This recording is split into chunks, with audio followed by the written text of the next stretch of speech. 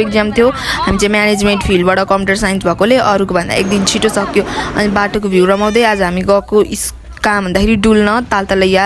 अनि एक्जाममा चाहिँ हाम्रो 2टा सेन्टर परेको थियो भिन्दा भिन्दै भयौँ क्या सबै साथीहरू अनि मनभरिको भडास निकाल्दै थियौँ के बोल्दै थियौँ होइन उबर रमाइलो लागिरहेको थियो सबै बेलाबाट अनि एक्जामको पनि कुरा गर्दै थिएँ कतिजना यो एक्जामको कुरा चाहिँ गर्नै मन छैन है त पिटिक्कै पनि अनि हामी त्यहाँ चाहिँ लेक साइड पुग्यौँ अनि त्यहाँनिर चाहिँ एकदम दामी भ्यू आइरहेको थियो अनि यहाँ चाहिँ फुल कति धेरै फुलेको रहेछ यो पानीमा फुल्ने फुल अनि यो पुलतरीमा हामीले 3टा बाँस ठड्याएको अनि त्यो पनि लडेला जस्तो त्यो धन्न कोही लडेनन् अनि यत्रो टाइमपछि एकअर्कालाई देखेर एकदम खुसी लागिरहेको थियो सबैजनालाई अनि बोल्दै पनि थिएँ अनि यो फुल टिपेर सबैजना फोटो खिच्दै थिएँ अनि मैले पनि फोटो खिचिदिएको नि अनि एकदम रमाइलो लागिरहेको थियो सबैजनासँग अनि के खाने के गर्ने भनेर हामी सबैले लिस्ट बनाइरहेको थिएँ साथीहरूले कोही गफ गर्दै थिए कोही आफ्नै धुनमा कराउँदै के गर्दै थिए अनि म र मेरो साथी चाहिँ वरिपरि डुल्नु न भनेर सन्ध्या र म चाहिँ डुल्न गयौँ कस्तो रहेछ यो ठाउँ भनेर अनि यहाँ माछा पनि धेरै रहेछ माछाको बच्चाहरू अनि अब एक अर्काको सर्ट कोर्न थाल्यौँ हामीहरू आफूले पेनहरू मार्करहरूले अनि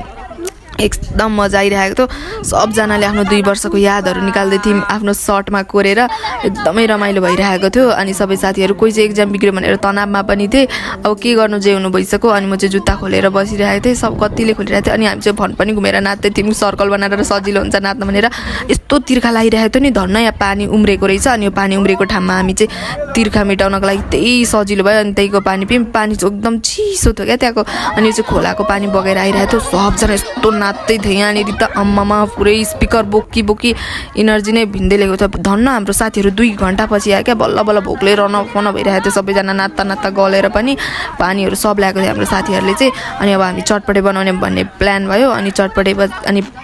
चिसो पनि ल्याएको थियौँ अनि लास्टमा चाहिँ चाउमिन खाने प्लान भयो अनि त्यही अनुसार हामी चटपटे बनाउन थाल्यौँ यो कुकुरले हामीलाई यति डिस्टर्ब गरिरहेको थियो मेरो साथीले चाहिँ कुकुर भगाउने काम गर्थ्यो अनि हामीले चाहिँ खाएर फोहोर फ्याल्ने काम गरिनौँ है त हामीले चाहिँ बोरामा हालेर फ्याल्यौँ त्यहाँ फोहोर बनाउनु हुन्न नि त यो नेचरलाई फोहोर बनाउनु हुन्न अनि सबैले चटपटे भाग लगाएर चिसोसँग खायौँ हामीले अनि मैले चाहिँ आज कोक खाँदा अल्छी लाग्यो भनेर स्प्राइट पनि खाइदिएको अनि सीको ट्युनवाला गिटार बजाइदिइरहेको थिएँ म अनि एकदम मजा आइरहेको थियो मेरो साथी पनि उसको क्लिप लिइदिएको मैले एकदम रमाइलो आइरहेको थियो अनि लास्टमा चाहिँ हामीले चाउमिन खाएको तपाईँहरूलाई के थाहा हाम्रो एक प्याकेट चाउमिन त गाईले नै खाइदियो त्यहाँनिर अनि हामीले सबले 50-50 गरेर खाएको त्यहाँनिर अनि कलर पनि लिएर आएको थियो क्या हाम्रो साथीहरूले कलर पनि लगायौँ एकदम रमाइलो भइरहेको थियो भूत भइरहेको थियो कोही चाहिँ अनि लास्ट सङ्गाम भनेर हामीले चाहिँ फ्रेन्डसिप गाना गाएको सबैजनाबाट एकदम कस्तो इमोसनल लागिरहेको थियो क्या अब हामी छुट्टिन्छौँ यो ड्रेसमा हुँदैनौँ भनेर पनि हाम्रो चाहिँ फेयरवेल पनि भएको छैन बट अब हाम्रो 5 गते फेयरवेल हुन्छ अरे अनि एकदम मजा आइरहेको थियो अब चाहिँ घर जाने भने सबैजनाले अब घर जानुपर्छ अभियसली 4-5 बज्नु आँटिसकेको थियो अनि लन त भनेर सबजना घर जान रेडी भइसकेको थिए अनि हामी चाहिँ घरतिर लाग्यौँ अनि आजको दिन चाहिँ एकदमै रमाइलो भयो एकदमै कस्तो क्या हार्ट टच